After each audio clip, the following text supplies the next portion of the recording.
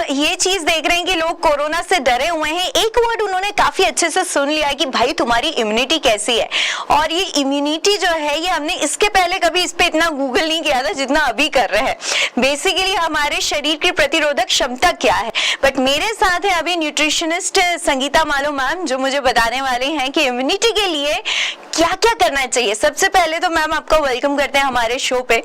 और सेकंड चीज आपसे जो पूछना चाहेंगे वो ये है कि आपको क्या लगता है मैम कि कोरोना में सबसे बड़ा खेल क्या इम्यूनिटी का ही है?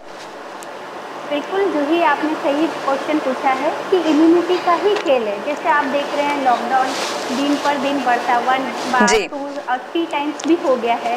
और अब ये कह रहा है कि अब जो है ये लॉकडाउन भी खुलने वाला है। तो ये स्थिति कब तक रहेगी हमें नहीं पता, लेकिन ये समझ में आ रहा है कि जिसकी इम्यूनिटी पावर अच्छी रहेगी, जिसकी रोग प्रतिरोधक क्षमता अच्छी रहेगी, वो ही जो है कोरोना से फाइट करने में या कोरोना को हटाने में फायदेमंद है। आपने मुझसे एक बार बातों बातों में ये कहा था कि ये तो आगे साल 6 महीने भी अगर चलेगा तो हमें इसके साथ जीना आना चाहिए, और जीने में काबिल वही अच्छे से हो पाएगा जिसकी इम्यूनिटी बहुत स्ट्रांग होगी। तो क्या हमें अब इससे लड़ने की तैयारी कर लेनी चाहिए, क्योंकि लॉकडाउन इससे ज्यादा अगर हम करते हैं तो हमारी इकोनॉमिक स्थिति भी खराब होती है। तो मतलब अब हमें इसके साथ मींस वायरस के साथ अपनी बॉडी को स्ट्रांग करना है कि इसका असर हमारी बॉडी पे ज्यादा ना हो। बिल्कुल सही है, क्योंकि अब यह है कि हमारी इम्यूनिटी जितनी ज़्यादा अच्छी होगी उतनी हम बीमारियों को, ऐसा नहीं कि कोविड ही है, और दूसरी भी बहुत सारे वायरल इन्फेक्शन, बहुत सारी बीमारियां होती है जो हमारे इम्यूनिटी सिस्टम के अकॉर्डिंग ही डिपेंड करती है। मतलब अगर हमारा इम्यूनिटी सिस्टम बहुत अच्छा होता है तो हम बहुत सारी बीमारियों से बच सकते हैं। जैसे देखते हैं हम कि बहुत लोग जो होते हैं बहुत कम बीमार होते हैं और बहुत लोग हर मौसम में बीमार हो जाते हैं। कारण क्या है? सिर्फ उसकी इम्यूनिटी। तो जिस आदमी की, जिस व्यक्ति की इम्यूनिटी बहुत अच्छी होगी वो डेफिनेटली नॉट कोविड हर बीमारियों से बच सकता है। और अभी की स्थिति में इम्यूनिटी जो है बहुत इंपॉर्टेंट रोल प्ले कर रहे हैं, क्योंकि हम देख रहे हैं कि दिन पे दिन जैसे लॉकडाउन खुलेगा प्रॉब्लम्स बढ़ सकती है। तो इसके साथ में सर्वाइव करने के लिए जरूरी है कि जितने व्यक्ति की जितनी इम्यूनिटी पावर अच्छी हो उतनी हम इस बीमारी से बच सकते हैं। सो मैम आपने जैसे कहा कि इम्यूनिटी बहुत स्ट्रांग होनी चाहिए, तो हम सुन रहे हैं, देख रहे हैं, गूगल भी कर रहे हैं कई लोग कि भाई इम्यूनिटी स्ट्रांग कैसे करें, क्योंकि ये रातों रात का तो प्रोसेस है नहीं कि आज मैंने कुछ अच्छा काढ़ा पी लिया या खा लिया तो मैं कल तक एकदम स्ट्रांग हो जाऊंगी, सशक्त हो जाऊंगी कि कोई भी वायरस आए मैं उससे लड़ सकती हूँ। ये एक लॉन्ग प्रोसेस है, बट इस प्रोसेस की शुरुआत कैसे करनी है, हम हमारी प्रतिरोधक क्षमता बढ़ाने की शुरुआत कहाँ से कर सकते हैं?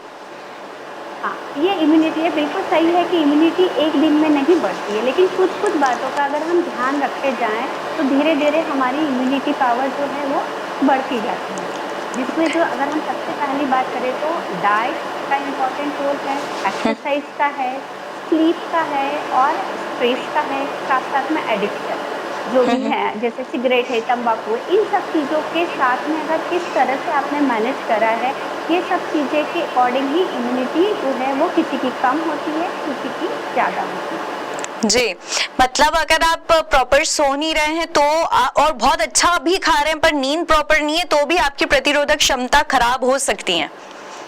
बिल्कुल, हर चीज का हमारी जो WBC जो रोग प्रतिरोधक क्षमता के लिए जो सेल्स होती है वो रात के समय ही बढ़ती है। अच्छा, अगर आपने अच्छे से सोई नहीं है तो वो सेल्स भी नहीं बढ़ेगी, जिससे रोग प्रतिरोधक क्षमता भी नहीं बढ़ेगी। तो ये बहुत बड़ा फैक्टर है नींद।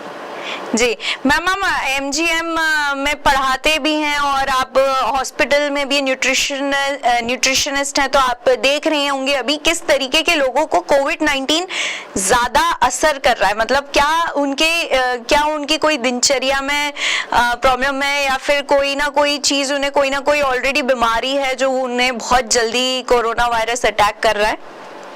बिल्कुल, सबसे पहली चीज़ तो ये है कि कोरोना जिसकी इम्यूनिटी कम है मुझे ऐसा लगता है कि उनको ज़्यादा अटैक कर रहा है। स्पेशली हम बात करें ओल्ड एज में इम्यूनिटी पावर थोड़ी सी कम हो जाती है तो ऐसे लोग ज़्यादा आ रहे हैं। दूसरे जिसको साथ में कोई दूसरी डिजीज़ है, जैसे डायबिटीज़ हो सकती है, कार्डियक हो सकती है, रीनल हो सकते हैं, कोई भी बीमारियाँ हो एसोसिएटेड अगर कोई डिजीज़ होगी तो उसकी इम्यूनिटी पावर ऑलरेडी कम हो जाती है, तो उनको भी कोविड जो है वो इम्पैक्ट कर रहा है। जी, आप आपने कहा मैम खाने का असर होता है, सोने का असर होता है, इसमें ड्रग्स जो आप ले रहे हैं, मतलब या तो आप स्मोकिंग या ड्रिंकिंग कर रहे हैं, उसका भी असर होता है आपकी इम्यूनिटी पे।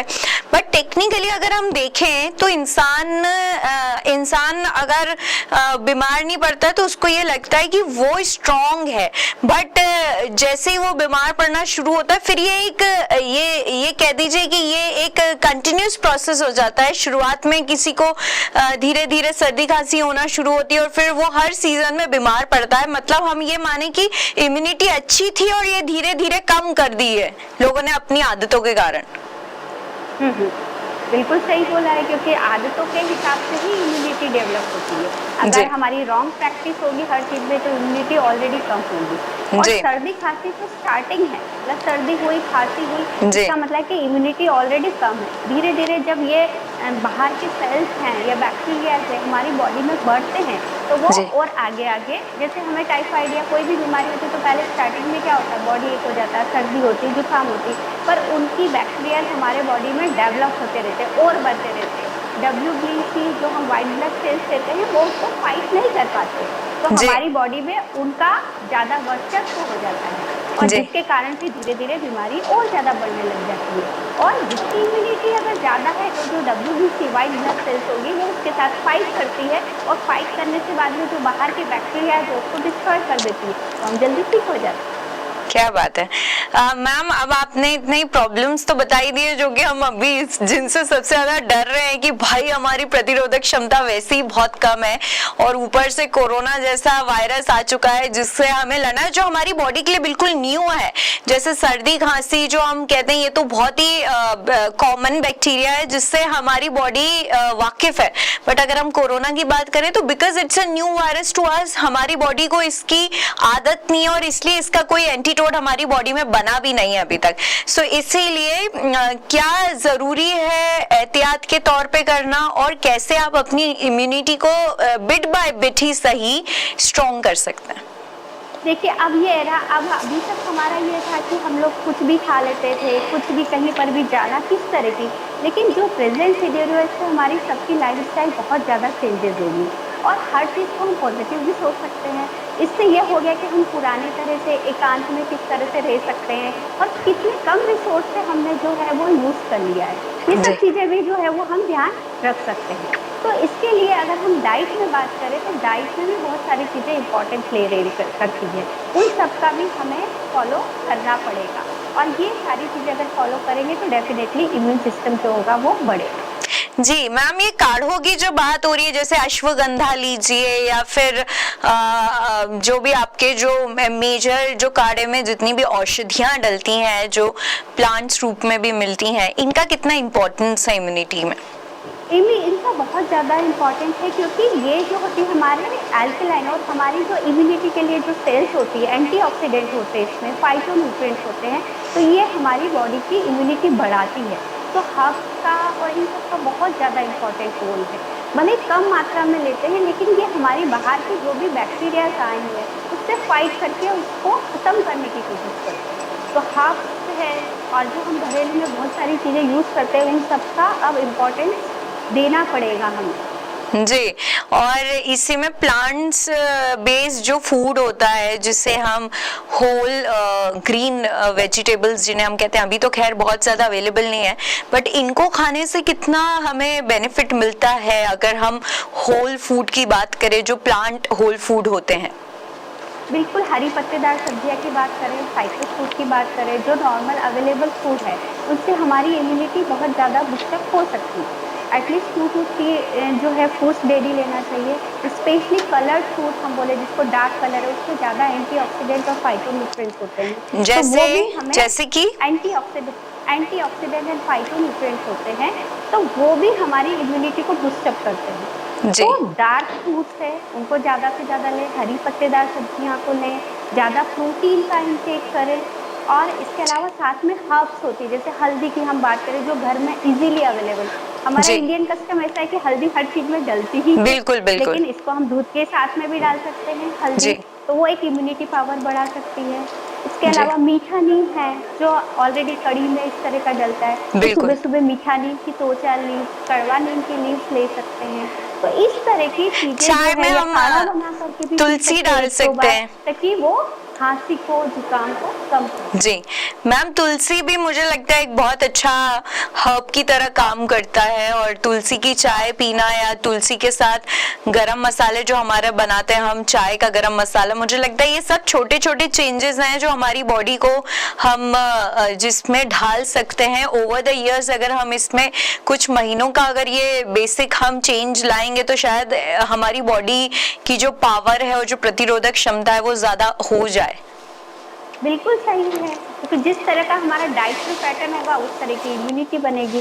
तो जी हमें ऑब्वियसली जो चेंजेस करेंगे तो इम्यूनिटी डेफिनेटली बढ़ेगी। जी मैम, आप न्यूट्रिशनिस्ट हैं, कि किस तरीके के खाने का पैटर्न होता है लोगों का, और क्या आप सबसे ज्यादा क्या चेंजेस करने पड़ते हैं हमको? क्या लोगों की डाइट थी अभी और अब आपको लगता है एक बहुत मेजर चेंज उस डाइट में आ जाएगा? देखिए, पहले की जो डाइट बोले तो आजकल के सारे जो हैं होममेड खाना तो कहीं रहा ही नहीं है। अधिकतर बात करें तो जो भी हैं बोलते हैं बहुत ज़्यादा वर्किंग है, बहुत टाइम ही नहीं है, तो बाहर से ही ऑर्डर कर देते हैं, जी जिसमें फास्ट फूड है, जंक फूड है, कोल्ड ड्रिंक्स है, और ऑब्वियसली पसंद भी वही आता है जी यंगस्टर को और सभी को। तो इस तरह की चीज़ें जो होती है वो हमारी इम्यून सिस्टम को कम करती है, क्योंकि ये सारे जो फूड होते हैं वो एसिडिक होते हैं, ये हमारे ब्लड को एसिड क्रिएट करते हैं और जी ब्लड का पीएच एसिडिक करते हैं। जी हम जब भी हेल्दी रह सकते हैं जब हमारा ब्लड का पीएच स्लाइटली अल्कलाइन रहे, जो नॉर्मल है। उसके जी लिए हमें फूड चेंज करना ही पड़ेगा। और अल्कलाइन फूड की हम बात करें तो जो नेचुरल खाना है, जिसको हम पुराने ज़माने का खाना कहते थे, दाल, रोटी, सब्जी, दही, जी हरी सब्जी, सलाद, ये सारी चीज़ें हमारा डाइट में इंक्लूड होना ही ज़रूरी आवश्यकता बन रही है आजकल। जी अगर इसको आपने फॉलो नहीं करा तो डेफिनेटली आपकी इम्यून सिस्टम इम्पोर्टेंट नहीं होगा, इतना बढ़ेगा नहीं। तो diet is the first factor.